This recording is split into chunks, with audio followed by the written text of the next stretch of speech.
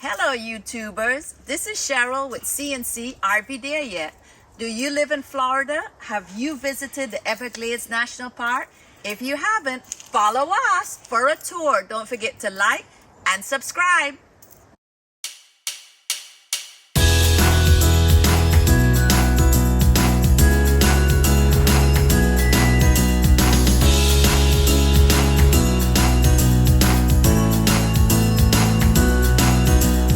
Taking my chances along with my dreams. America's Everglades is the largest subtropical wilderness in the United States. It covers 1.5 million acres and attracts over 1 million visitors a year. Did you know that the Everglades is a river and not a swamp? It also provides drinking water for 7 million Floridians. And it's the only place in the world where alligators and crocodiles coexist. A lot of the national parks we've been to have been really mountainous, so I wore my shirt today, The Mountains Are Calling, and apparently I have found the highest peak in the Everglades.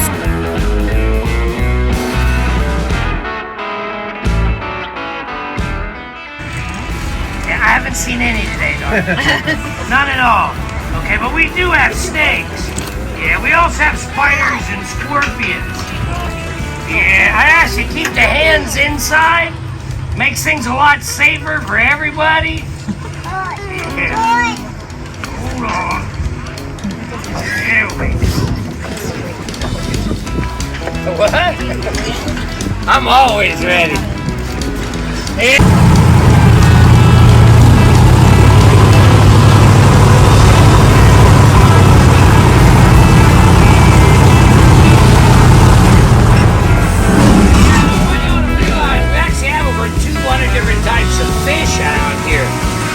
Gosh, we have Tierra, tilapias, Oscar, we have brim, bluegill, catfish, bass, bowfin, gar, bird, civet-speck, pickerel, on and on.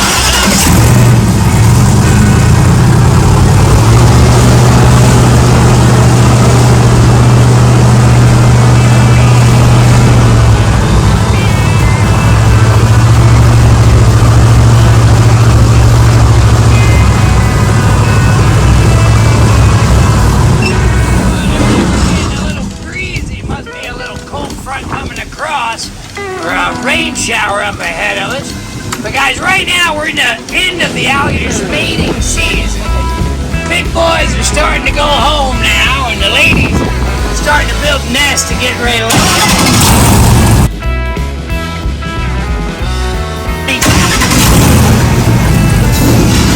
Those records were set over 100 years ago. Guys, they were still killing all sorts of alligators to the end of the 60s, early 70s. I grew up out here barefoot on inner tubes. We were lucky to see one 8 feet. Now, your average big we're seeing are 12 to 14. Guys, I'm glad I grew up in the right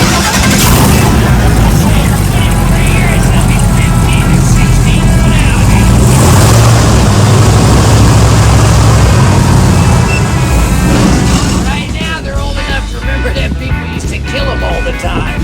So they're not real fun.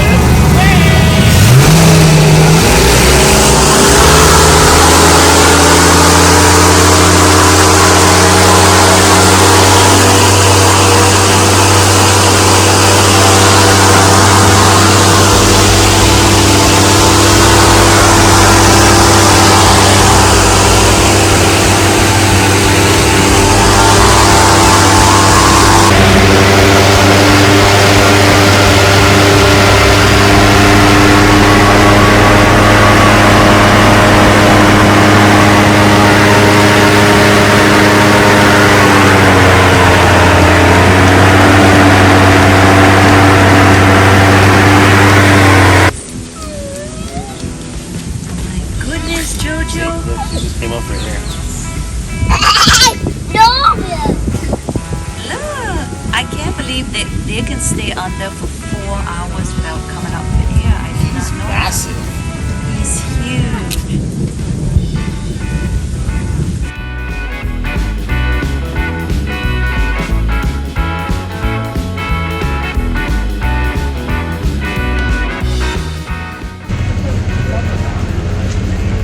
They are. Going for a ride on the train. You want to see the alligators?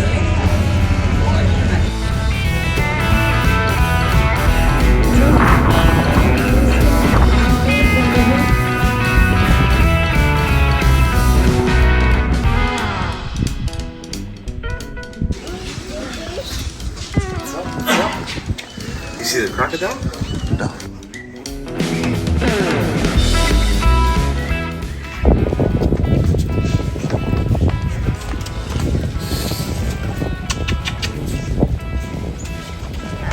Lots of white birds. And we made it. The highest point in the Everglades, 70 feet. Shark Valley Observation Center on the north side of the Everglades. Must visit.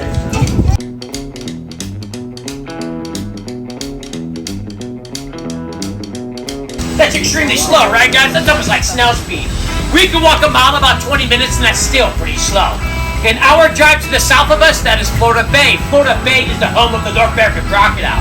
But remember and remind yourselves that we only have 2,000 crocodiles in the whole state of Florida. Now, the reason why the crocodile population is so low is because the crocodiles, they love to live on unpopulated beaches. Where exactly can you guys find an unpopulated beach here in Florida? Nowhere, exactly. Now, also in Florida Bay, this is where the fresh water meets the salty water and becomes brackish water. Crocodiles, they can venture out that salt water for about 4 or 5 days, but once the crocodiles become thirsty, they have to return to fresh water. Think about it. What happens to us? We drink salty water. We get dehydrated, go a little crazy, then we drop. Same thing with the crocodiles. But for the alligators, it's a little bit more severe. Let's say an alligator ventures all the way out to the salty water. The alligators now have about 2 hours to return back to that fresh water. And if the alligators find themselves in a situation where they cannot make it back to fresh water in time, the alligators will actually drown out there in that salty or brackish water. And it's not good for the alligators at all to venture out to that salty water. Now, for the third and best part of the Everglades, in my opinion, is the Big Cypress. The start of the Big Cypress is about a 20-minute drive to the west from us. It has the biggest diversity of mammals out of 3 parts of the Everglades. The Big Cypress has the marsh rabbit, the boar, the deer, the Florida black bear, the panther, and the river otter is out there in the Big Cypress. So if you guys want to see more diversity, especially when it comes to mammals, Big Cypress is the place to be. Now, this is also where we're having a huge problem with the Burmese pythons. See, the Burmese pythons are eating up all the small mammals, taking away food from the alligators, but they're also eating up large mammals and large alligators. We lose all of our alligators out there, we might as well lose our bears, panthers, river otters, lots of birds, and snapping turtles, because they all do, of course, eat up a good percentage of the baby alligator. Now, since we're talking about babies, do you guys like babies? Yeah. Everybody loves babies. Babies are so cute. But not all babies are cute. Some babies are born with a big old nasty attitude. Florida's #1 top predator is, of course, the alligator. And everything starts off as a baby. Isn't that right, little Wally? You want to come out and play, buddy? And he's a big baby. Now, you want to say hi to everybody? Hello. Hello. Hello. Now, this is Wally. Wally is 4 years old. Now notice he's about 4 feet long as well. These guys will grow their fastest for the first 6 years of their life. Basically growing a foot a year for the first 6 years. That's growing extremely fast, right, kids? Wouldn't that be amazing to be 6 years old and 6 feet tall? That'd be epic, right? Just not for the parents. Now the reason why these guys grow this fast is because these guys need to outgrow the #1 predator on the baby alligator, which is actually a bird. The great blue heron eats up the biggest majority of the babies. But now mama alligator, she can lay up to 60 eggs, but out of those 60 babies, maybe 1 or 2 reaches to adulthood. Everything eats the baby alligator. But guys, this is not a bad thing. This is actually a very good thing. The reason why is because we're now approaching 2 million alligators in the whole state of Florida. Let's say half of them are female. And if every single female had a nest of 60 eggs and every baby reached to adulthood, How many steps does that take for us to have way too many alligators out here? But you see, in Texas, alligators' job to balance nature. It is their job to eat, sleep, and make babies. That is it. Genius. Class B lifestyle right here, guys. I was out with an alligator. So yes, they do eat a lot of animals out there, but also provide food for us to animals as well. And this is how the balance is created. This balance out here is so important that alligators are actually considered keystone species. Basically what that means, if you guys get rid of all of our alligators, you might as well get rid of everything else out there. Alligators are that important, seriously. Now, alligators also have a third eyelid. It's called a nictitated membrane.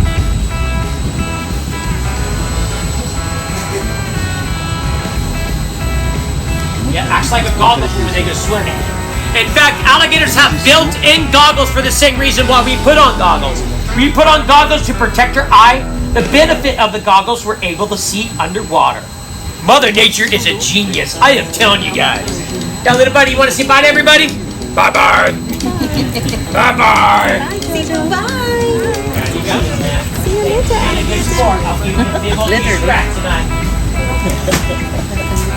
Now, the world record size for the North American alligator was 19 feet 2 inches. From this line all the way to the end of the railing, that is 19 feet 2 inches. That's a big monster, right, guys? For crocodiles, how big do crocodiles get? Does anybody know?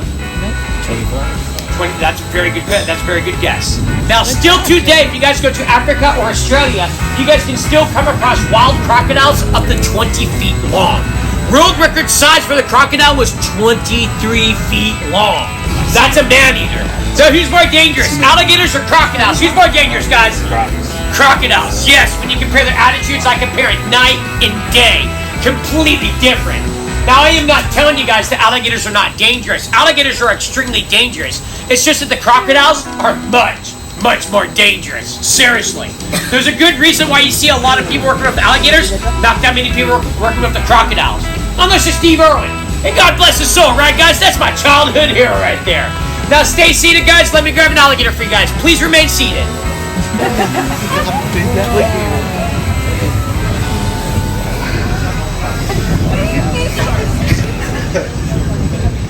Stay. Good girl. Now, this is Susie. Susie's 20 years old. An alligator this size has almost 1,000 pounds per square inch in their bite, guys. Strongest bone in our body is our femur right here. It only takes 75 pounds per square inch to break this bone. 1,000. 75. Who's gonna win? She will win every single time. Come in, guys. Now, alligators do have a perimeter around them from the tip of the nose to the tip of their tail. You have to watch that tail as much as you're watching that mouth. Mama, stay. Stay. Now, approach that tail. Watch what happens. What you do? Now, don't touch me. Mama, stop being difficult. Come on. The tail. There we go. Now, she can use that tail as a weapon. Now, when she's using that tail as a weapon, there's two things you can do with that tail. She can sweep her tail across the floor, trip me, knock me down.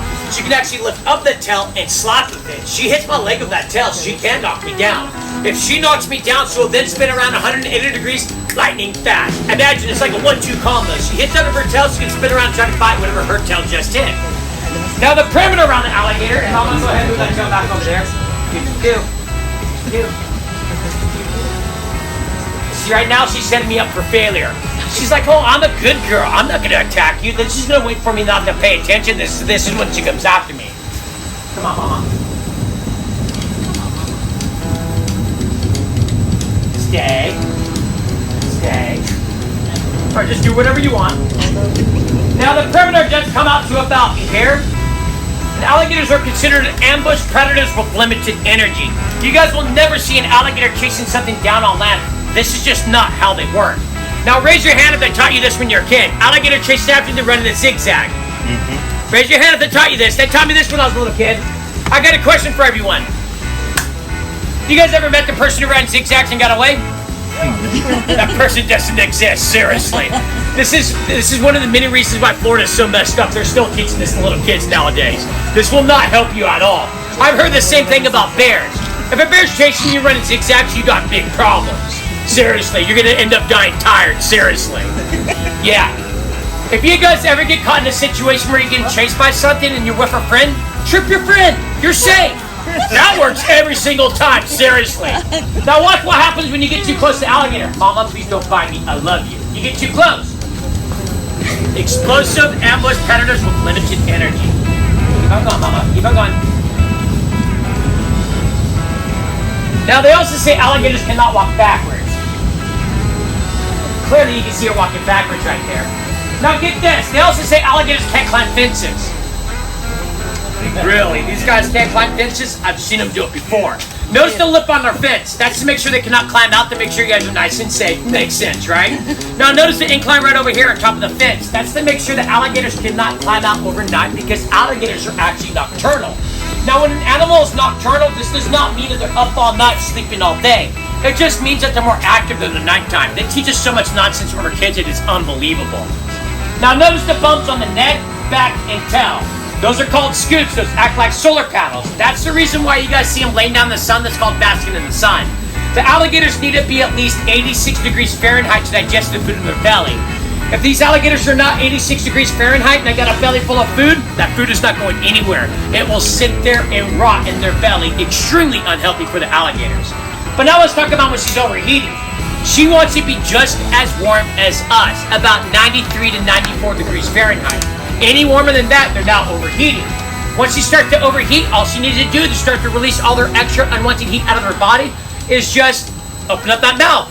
Tongue starts to droop down. That exposes all the blood vessels inside the mouth. This is when they start to release all their extra unwanted heat out of their body.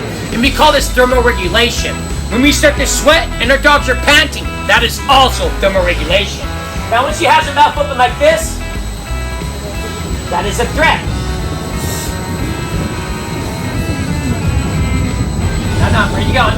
No. Keep on going, Mama. Keep on going. Keep on going. No. Stay. Stay. Relax. Namaste. Now, roll over. I wish, right, guys? That would be amazing. If I can get the alligators to roll over on command like that, I don't think I'll be working here at Gator Park. You guys can find me in Las Vegas. That's where the real money's at, seriously. Now, you guys think I can get this alligator from here and go back to there by saying one word? Yes, no, maybe so, I don't know. No. You want me to repeat the question? No. The answer is no. You don't think I can? I'm with you. I doubt I can do it too. But what word should I try to use, guys? Fish, turtle, child, finger food, tofu. Maybe. Let's try child. Child!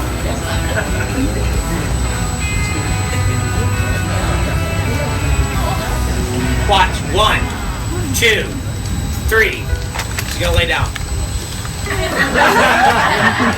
Applause for the alligator, guys! Keep on going, Mama. Keep on going. Watch that face. Aww. Can't you guys tell she's my baby? She looks just like me, right? Yeah. Well, this does conclude my show, guys. The next thing you guys can do while you guys are waiting for the 5 o'clock boat ride is exit through here, hang a left. We do have a big baby alligator pit in the back, all about wally size. We also have an observation deck back there that overlooks the lake. There's usually a few alligators in there as well. And guys, tips are greatly appreciated. It is how we make a living out here at Gator Park. And the tips go right over here in the crocodile's mouth, if you dare. Just remember, don't touch anything, and it won't bite. Guys, thank you guys so much. I hope you guys enjoyed my show. Thank you guys. Be safe out there. So I'll do a quick little talk. There's a topic that's kind of close to me because I grew up and born and raised in South Florida. I've been here my whole life. And while growing up, you start to hear a lot of rumors and a lot of stories and a lot of trends about what you experience in the outdoors in South Florida. When I got my job in the Everglades about 15 years ago, a lot of my friends were convinced that one day I wouldn't make it home because of all the stories that we always hear about South Florida, the scary stuff like water and alligators and snakes and all the things in between. And what ends up happening is that if you've been here before, you're from here, or you've never been here before and you're not from out here, it doesn't matter. You've already likely heard something about the Everglades. We never were here before. You've never been here before? Well, welcome. Yeah. So what ends up happening is that you get these expectations based on all these different you've heard about, whether it's from a neighbor or a family member or the television, a documentary, nowadays YouTube. So what happens is you end up coming to the Everglades and you bring all those expectations, those stories, those anticipations, those expectations with you. And sometimes you walk the trail. Who here has already walked the trail? Nobody. So you guys have. Yeah. So for some folks, you walk the trail and you get back and you're like, that's not what I expected. Most folks have that reaction when they're done.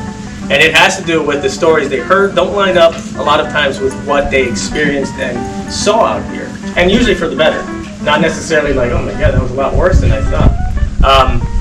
What ends up happening is those stories are often exaggerated. And then you get that resulting effect of, well, that wasn't so bad. That's what we hear about. One picture in particular aids us in this storytelling. What I like to do is clear up some of these stories. There's a picture that floated around the internet about 7 or 8 years ago that was really, really, really provocative. I'll show you in a minute. And what ended up happening is that we were getting phone calls every single afternoon and every single morning, day in and day out, about people and what they saw in this picture and what they heard about. And we'll share some of those stories with you now. But before we do, I want to show you the picture. And first off, see if anyone here has ever seen it. I would expect most of us have never seen this picture before. I never seen that. So there's a number of stories that float. We're going to talk about the first most popular story. And we're going to kind of have a little bit of fun with this, but really, it's not so much about getting to the bottom of the picture. It's more so to illustrate how easily we can get sidetracked with some of the topics and resources and wildlife in the Everglades based on the stories we hear. Alright, so there is an alligator in this picture and there is a snake in this picture. This is the alligator here. This is the tail of the alligator. This is a hind leg, and the rest of the alligator is inside another animal. That animal is a snake, a very big snake. Okay, this is the tail of that snake. Alright, and it wraps around up to this point here, and that snake, for the moment, stops. And it is split open, right, pretty gruesome.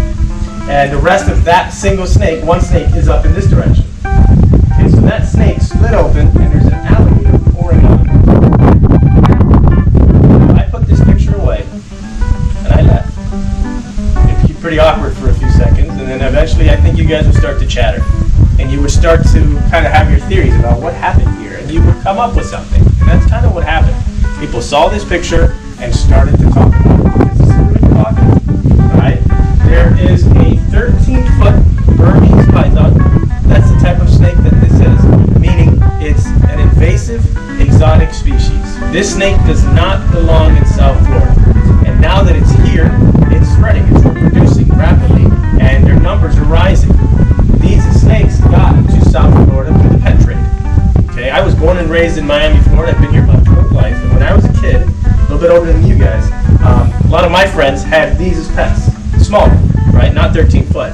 They're about a foot or two inside tanks. And it was the cool pet to have. You had a cat, you had a dog, no big deal. You wanted a Burmese python. And a lot of folks in South Florida got them. And what ended up occurring is that these snakes got too big, or their diets got too big, and people were comfortable taking care of them past a certain size. So they started to release them into the wild. And you know, their only wild area in South Florida really is the national park. The snakes ended up getting here.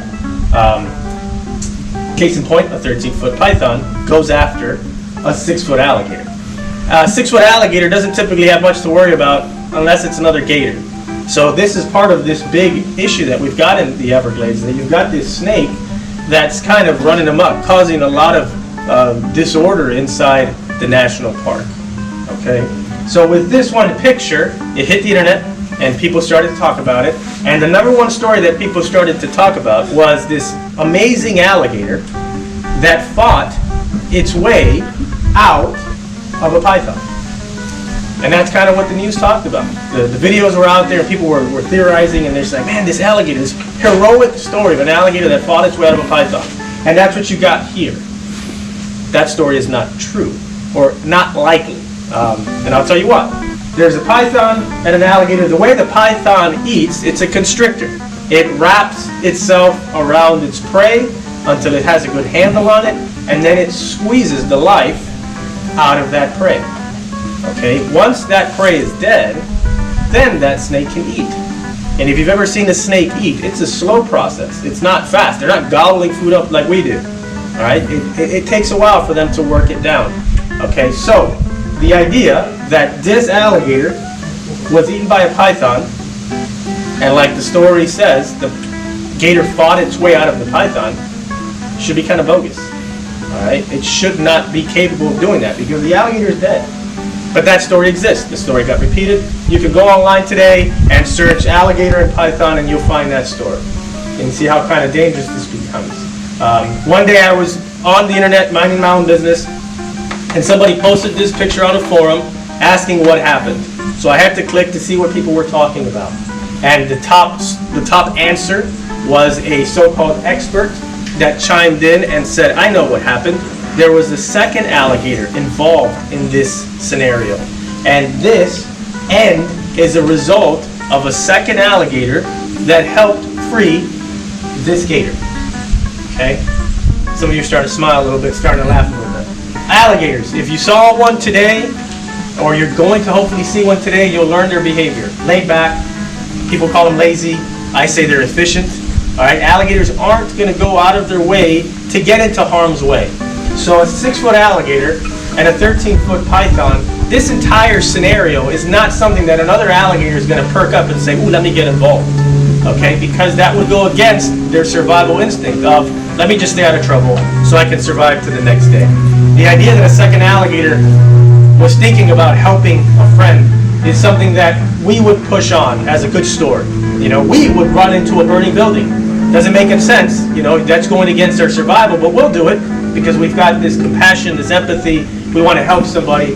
Alligators aren't doing any of that. You know, alligators have small brains, they just want to get to the next day and survive, not get involved in a scenario like this. All right, so that second story is probably bogus as well. The last one is the one we asked some of the experts in the park, some of our biologists, some of our scientists. And what probably happened is something that's not uncommon. These two animals got into a fight.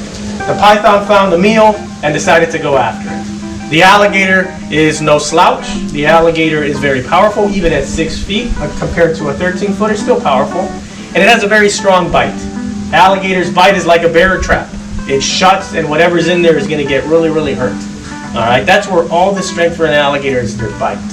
So while this python was trying to tackle and kill this alligator, the alligator was probably going to try to defend itself by clamping down and holding on tight for survival. Somewhere on that python, it was likely somewhere here, right? Clamped down and held on for dear life. And after a long time, because this probably didn't end quickly, it was a 6-foot gator, 13-foot python, big, big animals, and it probably took a while. You know, maybe a few hours, maybe overnight. It took a while. That gator was probably clamped down for a while. Eventually, the python won, got its meal, but the damage had been done. And what likely happened was this python died as a result of its injuries. Not so exciting compared to the first two stories, right? Python died as a result of its injuries, and then it started to decompose, as animals do when they pass.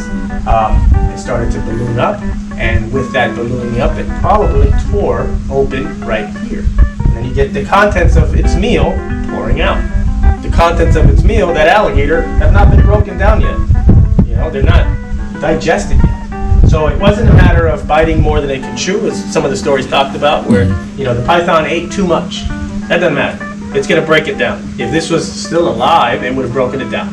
Alligators are the same way. Alligators, whatever they decide to swallow whole, they're going to swallow. They're going to break it down too. They're not going to, oh, I got a turtle that was too big. It doesn't matter. They're going to break it down, and the python is the same way here. So this is a good opportunity to highlight how easily we get misled by some of these stories we hear. There's stories about the Everglades, the water, and how we're a swamp. We can talk about that if you want to stick around, how that's not entirely accurate either. And alligator behavior, if you guys saw alligators today, pretty laid back. There's a lot of stories out there that alligators are aggressive and dangerous, and we have to be careful while we're walking these trails. And certainly common sense goes a long way. You don't want to take chances, and you don't want to put yourself in harm's way. But the idea that alligators are out here ferocious and things like that is also exaggerated storytelling.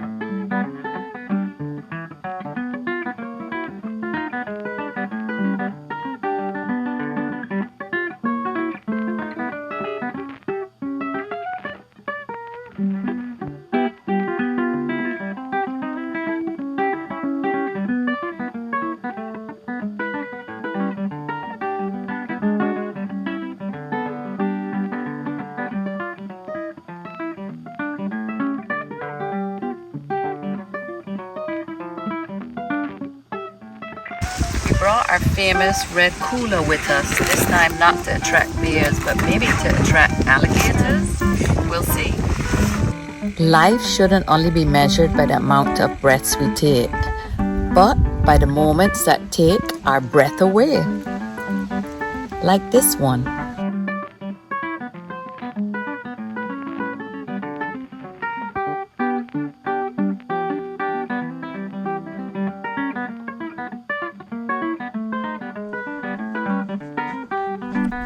Stay tuned to next week's video, Miami Series Part 2. Don't forget to like and subscribe.